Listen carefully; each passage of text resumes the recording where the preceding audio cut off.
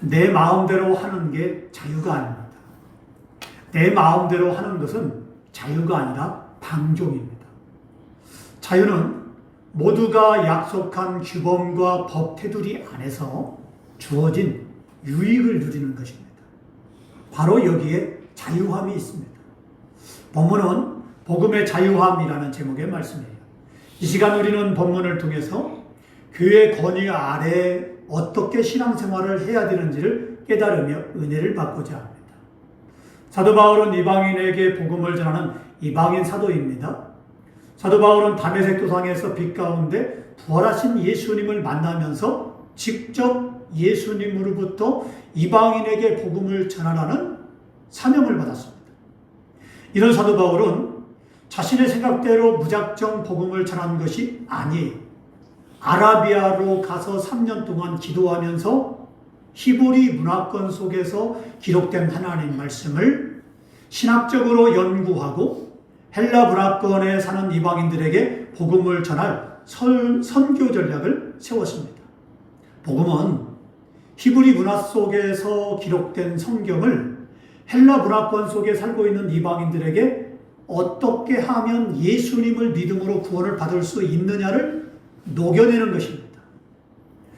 언어와 말은 알아들어야 대화가 되고 소통이 됩니다. 한국 사람은 한국말로 해야 알아듣고요. 중국 사람은 중국말로 해야 알아듣고요. 미국 사람은 영어로 해야 알아듣습니다. 제 아무리 좋은 것이라 할지라도 이 중국 사람에게 한국말로 하면 알아듣지 못하죠. 또 한국 사람에게 중국말로 하게 되면 알아듣지 못합니다.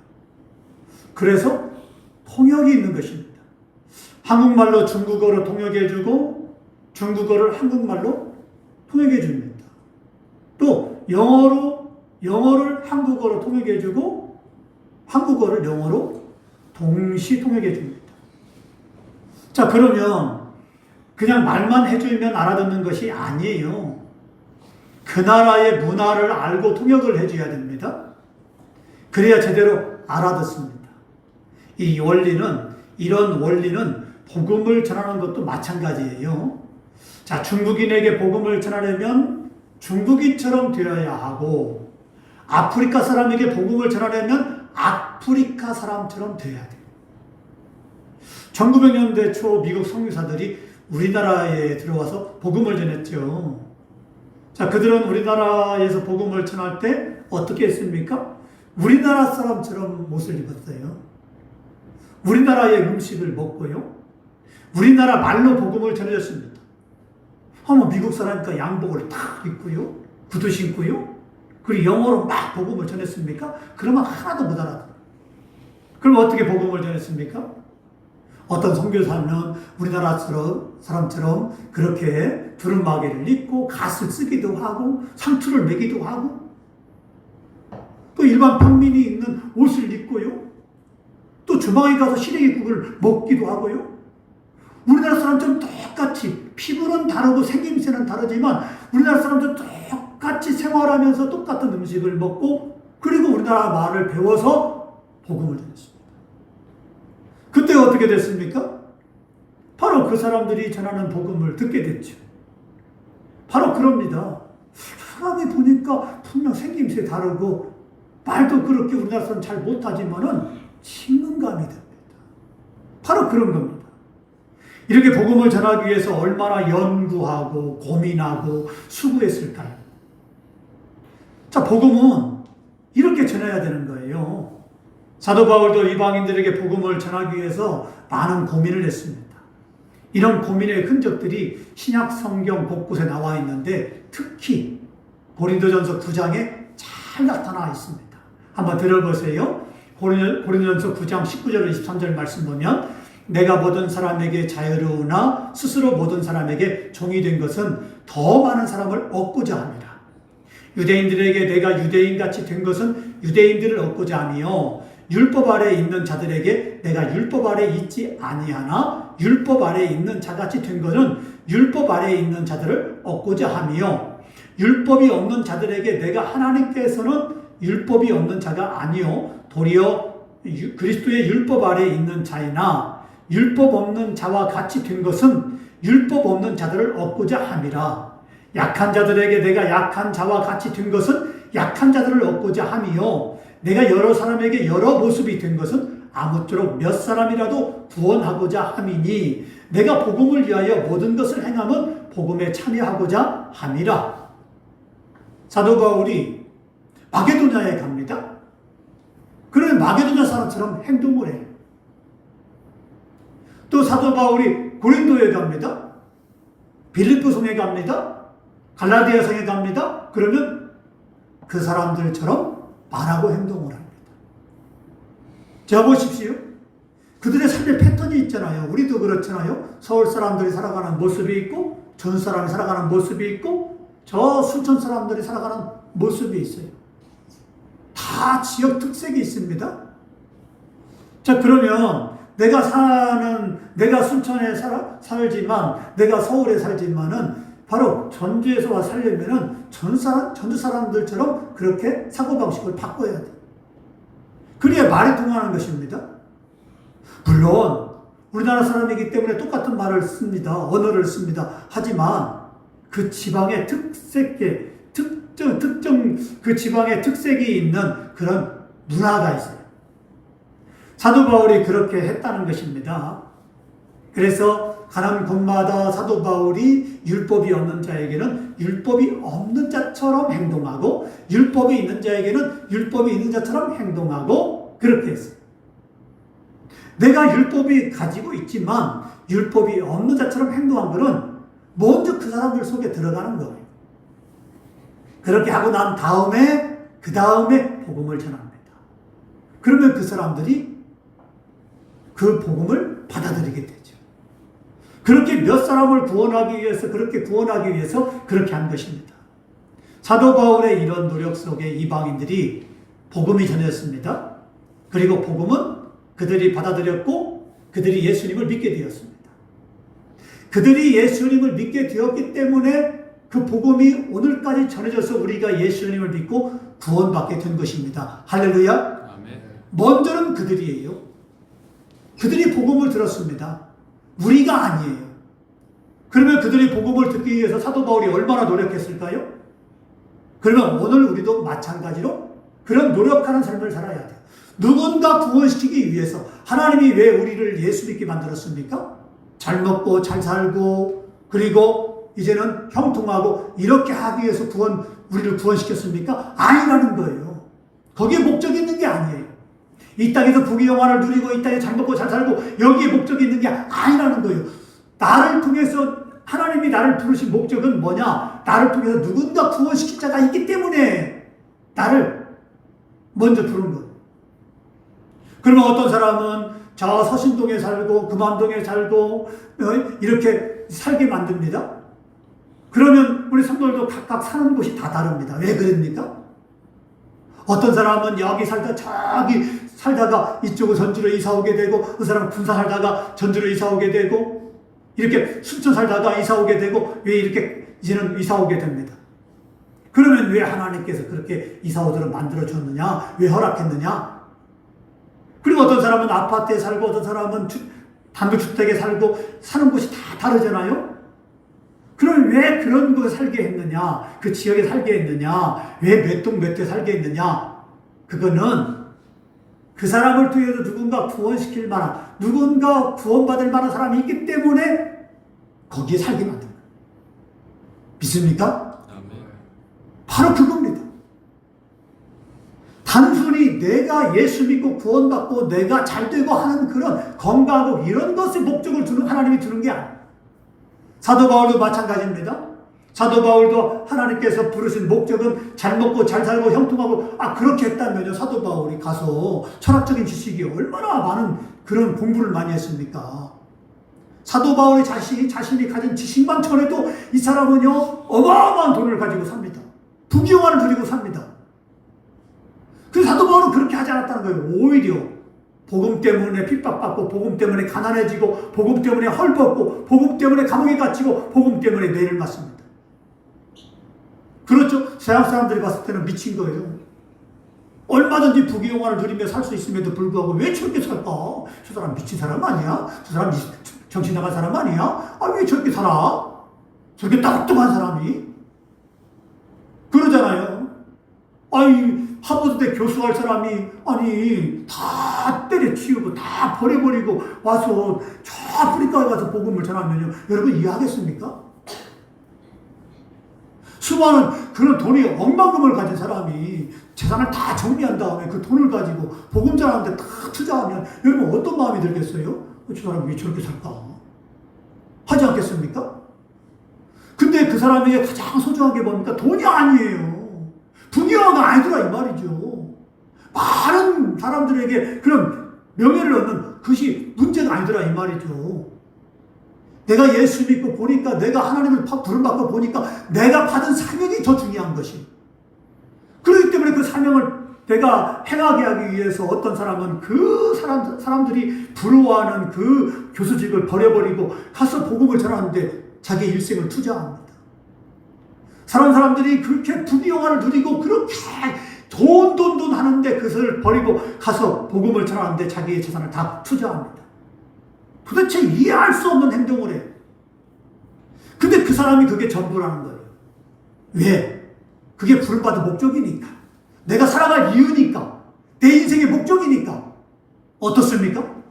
그러면 여러분은 어떤 삶을 살고 있습니까? 어떤 삶을 사는 게 진짜 믿음의 삶일까요? 오늘 우리는 잘게 되어야 됩니다. 우리는 엉뚱하게 잘 먹고 잘 사는 거, 부귀영화 누리는 거, 물론 그렇게 살지 말라는 게 아니에요. 가능하면 여러분이 잘 살아야 되죠. 부귀영화를 누려야 되죠. 형통해야 되죠. 하지만 그걸 주는 하나님의 뜻이 뭐냐는 먼저 깨달아야 돼. 사도 바울은 그걸 깨달았다는 것이에요. 그렇기 때문에 자기가 예수님으로부터 부름받은 순간부터 그는 아라비아로 가서 3년 동안 기도하면서 어떻게 하면 복음을 전할 수 있을까? 어떻게 하면 저 이방인들의 복음을 잘 전할 수 있을까? 연구하고 그 신학적인 것을 가지고 정립한 다음에 자기의 모든 걸 다 가지고 복음을 전하는 데 투자합니다. 그리고 일평생 당하도록 로마에서 죽기까지.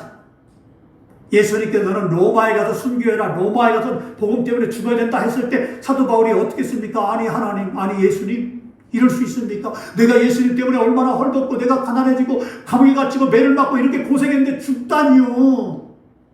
아니 예수 믿는 결국이 죽음입니까? 이렇게 따졌습니까? 원망했습니까? 불평했습니까? 아니죠. 아멘입니다. 당연합니다. 그렇죠. 당연히 예수님 명령에 따라서 로마에 가서 나는 죽을 것입니다.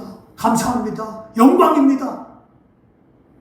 그래서 이제는 예루살렘으로 올라가지 않습니까? 예루살렘으로 올라갈 때 사람들이 뭐라고 합니까? 올라가지 마십시오. 내가 기도하는데 성령께서 올라가면 죽는다고 했습니다. 아니다. 나를 막지 말아라. 왜 우느냐? 영광의 길을 왜 우느냐? 왜 앞을 가로막고 있느냐? 사도 바울은 일부러 예루살렘에 올라가요. 일부러 올라가면 잡혀서 죽을 줄 알아요. 일부러 예루살렘에 올라가면 로마로 갈 줄 알아요. 순교할 줄 알아요. 그런데 일부러 갑니다. 자기 죽을 자를 찾아서 갑니다. 어떻습니까? 여러분의 믿음이 뭐라고 생각합니까? 인생을 살아가는 게 무엇이 정답이라고 생각합니까? 주님의 명령이 나면 그 속으로 가는 게 그게 믿음이 아닐까요? 바로 그런 삶이 축복된 삶이고 그런 삶이 은혜의 삶이에요. 근데 사람들은 그렇게 믿지 않습니다. 심지어 교회 다니면서 예수 믿는 사람조차도 그렇게 믿지 않아요. 많은 사람들이 오늘날 시대에도 많은 사람들이 부귀영화를 꿈꿉니다. 교회 다니고 예수 믿으면 잘 먹고 잘 살 것이다. 형통하다. 우환이 없다. 내가 잘 되는 것에 목적을 두고 살아갑니다. 아니라는 거예요. 주님은 그렇게 말씀하고 있지 않아요. 오늘 우리는 어떻게 믿음으로 살아가는 것이 정답인지를 말씀을 통해서 깨달아 볼 수 있습니다. 히브리 문화를 헬라 문화로 녹여서 복음을 전한다는 것은 결코 쉬운 일이 아니었어요. 잘못하면요, 이런 과정 속에서 복음이 가감되어 변질될 수도 있었습니다. 복음은 순금을 만들듯 99.999%가 되어서는 안 됩니다. 복음은 100% 복음 자체가 전해져야 됩니다. 이렇게 100% 복음 자체로 전해질 때 그때 구원의 놀라운 역사가 있게 됩니다. 사도 바울은 이것을 고민한 것입니다. 자, 이방인들에게 대충 복음을 전하는 것이 아니에요. 99.99% 복음을 전하는 것도 아니에요. 100% 복음을 전하기 위해서 고민하고 또 고민했어요. 바로 이 고민이 오늘 본문에 나와 있습니다. 사도 바울이 사방팔방 다니면서 이방인들에게 복음을 전했습니다. 그때 비난을 많이 받게 됩니다. 더군다나 유대인들이 볼 때 굉장히 못마땅합니다. 아니, 못마땅한 정도가 아니라 유대인들 입장에 보면요, 기독교는 이단이에요.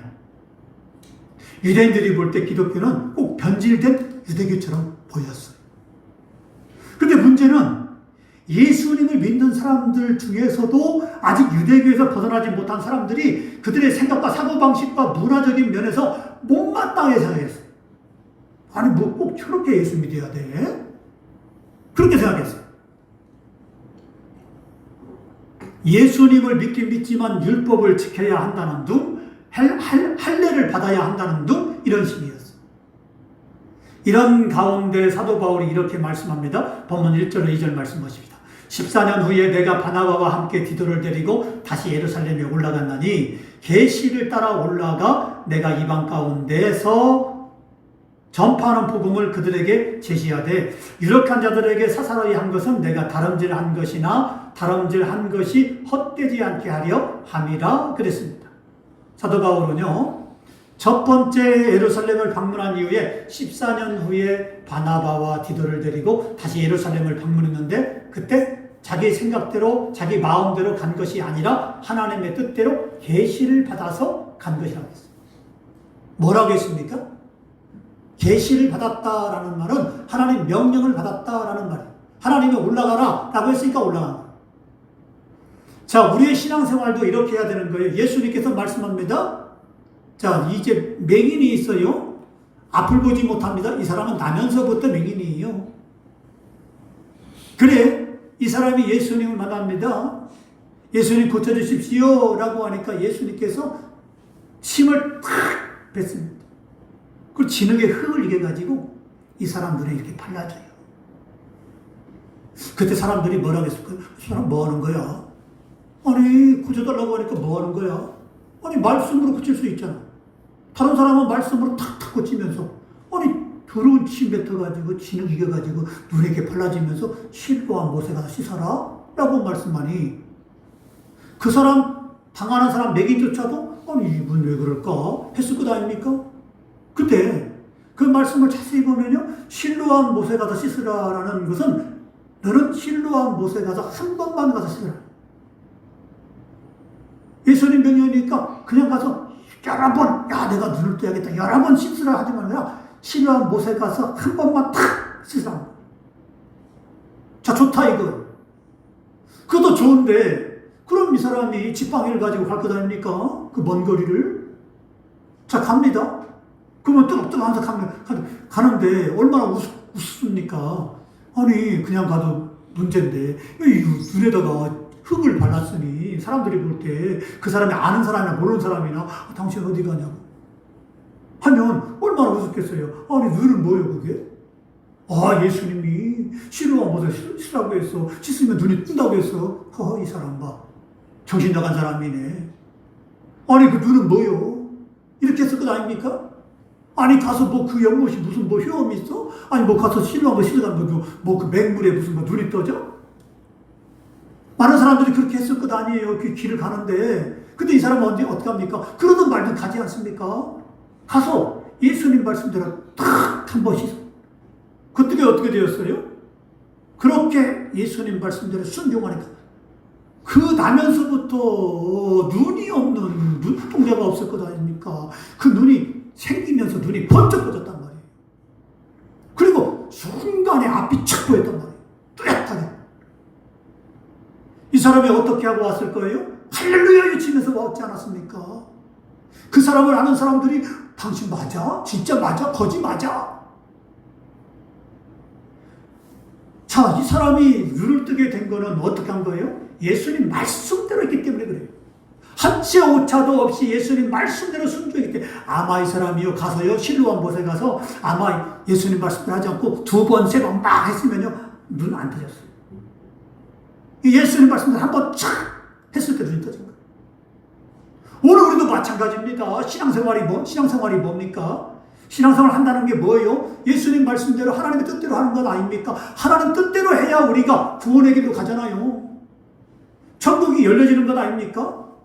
천문을 통과할 때 믿음으로 천문이 열려지는 것이지, 내가 무슨 열심이나 노력으로 되는 게 아니라는 거예요. 내 뜻대로 신앙생활 해서는 안 됩니다. 우리가 천국의 목표를 두고 목적을 가지고 내가 약속을 받고 가는 사람이라면은, 이게 이 땅의 목적이 아니라 천국의 목적이라면은, 그리고 거기를 들어가기를 원한다면 우리는 바로 하나님의 뜻대로 살아야 되죠.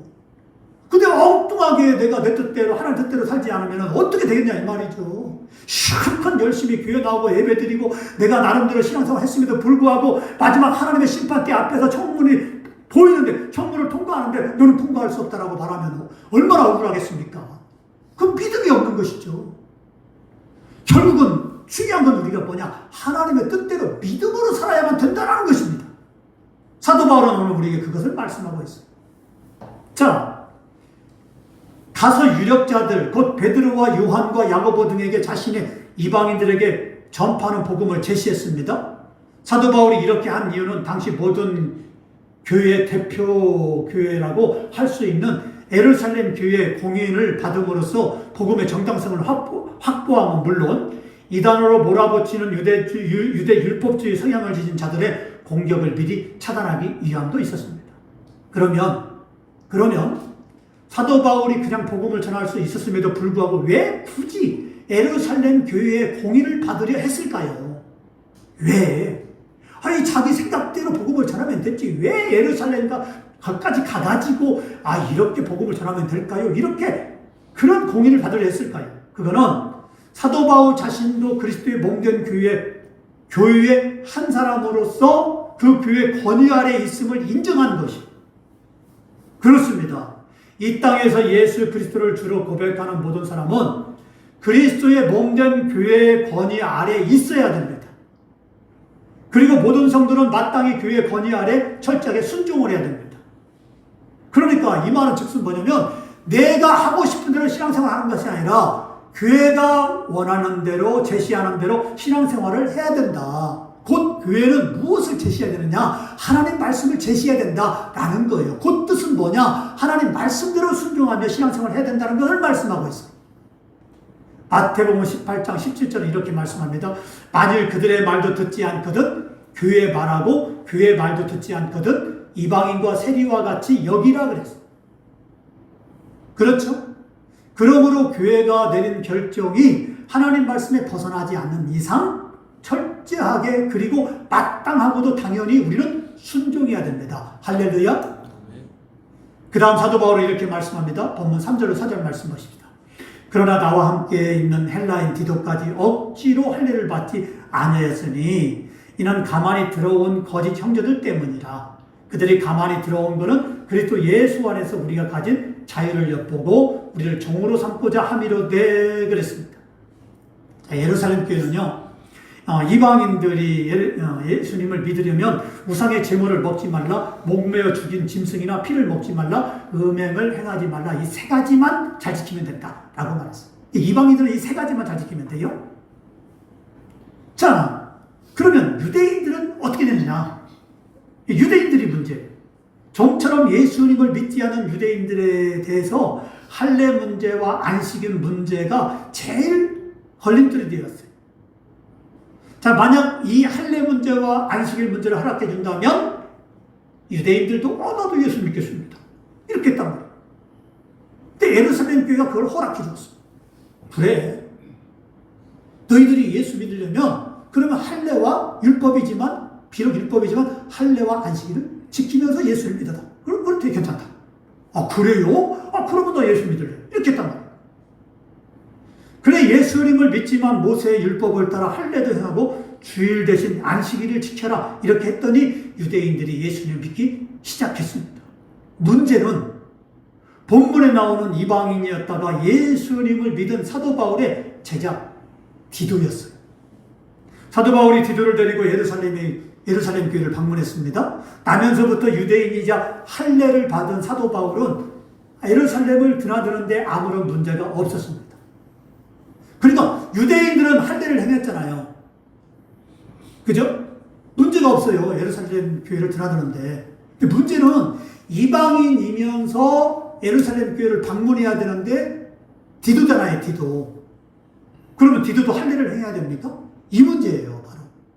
사도 바울이 말하는 거는 그러면 이방인인 디도까지 할례를 행해야 되느냐? 이 문제가 컸단 말이에요. 왜냐하면 디도가 할례를 받으면 다른 유대인들도 다른 이방인들도 다 할례를 받아야 돼. 그 엄청나게 많은 이방인들도 다 할례를 받아야 된다. 그 문제가 커요. 그걸 말씀하고 있는 거예요. 지금까지 사도 바울은 교회에 가만히 들어온 율법주의자 거짓 사도들과 함께 할례 문제 때문에 아주 격렬한 언쟁을 벌이면서 디도에게 억지로 할례를 하게 하지 않았습니다. 만약 사도 바울이 디도에게 할례를 행했다면 이거는 곧 이방인들이 구원을 받으려면 예수님 믿는 것 외에 할례를 받아야 한다고 주장하는 율법주의자 거짓 사도들의 주장을 인정하는 것이 됩니다. 그렇게 되면 결국 어떻게 되겠습니까? 모든 유대인들이 예수님 믿고 구원을 받으려면 모세의 율법을 억지로 지켜야 돼. 그러면 이것은 예수 그리스도의 대속적 십자가의 죽음이 무가치하게 되고 쓸데없는 것이 되고 맙니다. 우리가 구원받는 건 예수님을 내 구주로 믿기만 하면 구원을 받는 거예요. 그죠?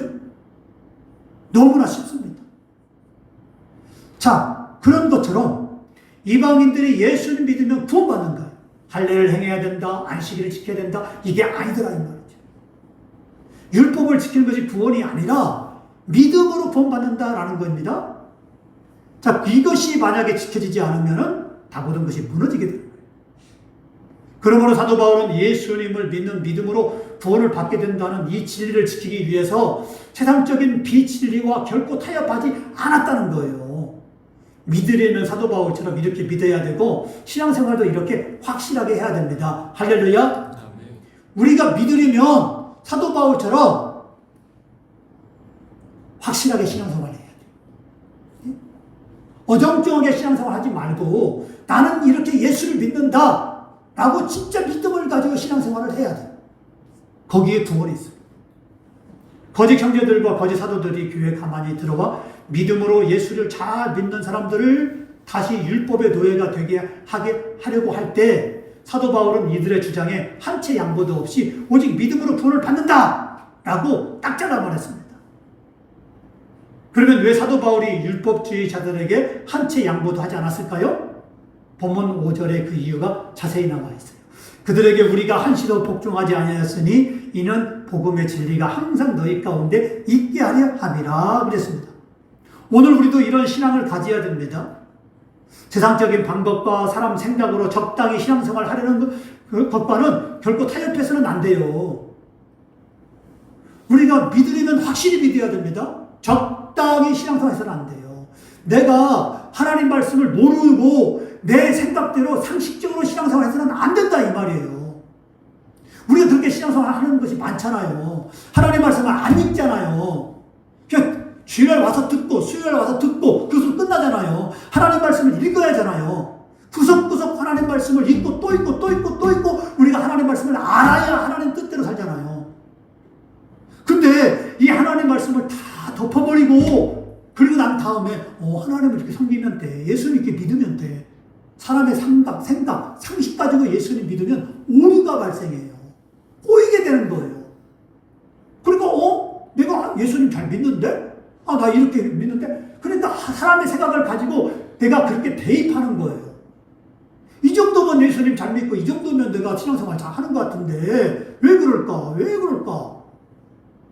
하고 우리가 이상하게 생각한단 말이에요.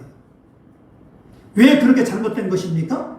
하나님 말씀대로 하지 않기 때문에 그래요. 중요한 건 하나님 말씀대로 기록된 말씀대로 확실하게 신앙생활을 하는 게 그게 진짜 신앙생활이에요. 그래서 예수님은 우리에게 이렇게 말씀했던 거예요. 나더러 주여 주여 하는 자마다 다 천국에 들어갈 것이 아니요 다만 내 아버지의 뜻대로 행하는 자라야 천국에 들어갈 것이다 라고 말씀했고 또 인자가 올 때 믿음을 보겠느냐라고 말씀했고 믿음이라는 건 뭐냐면 하나님 말씀대로 하나님의 뜻대로 사는 거는 기록된 하나님 말씀대로 그렇게 우리가 그렇게 하는 게 그게 신앙생활이에요. 예수님은 그걸 요구한 거예요. 오늘 우리가 그렇게 하나님 뜻대로 살아갈 때 그게 진정한 신앙생활이고 거기에 축복이 있고 거기에 은혜가 있고 거기에 따라서 하나님은 놀라운 축복을 우리에게 아끼지 않습니다. 그래서 하나님 뜻대로 살아갈 때 가정이 잘 되고 자녀가 잘 되고 우리 인생이 잘 되고 복을 받고 우리 후대가 잘 되는 놀라운 복을 받게 되는 것입니다. 하나님의 뜻대로 살아갈 때 하나님은 그 사람에게 축복을 아끼지 않습니다. 바로 구원과 함께 그런 놀라운 축복을 받으며 복된 삶을 살아가는 저와 여러분 되기를 주의 이름으로 축원합니다.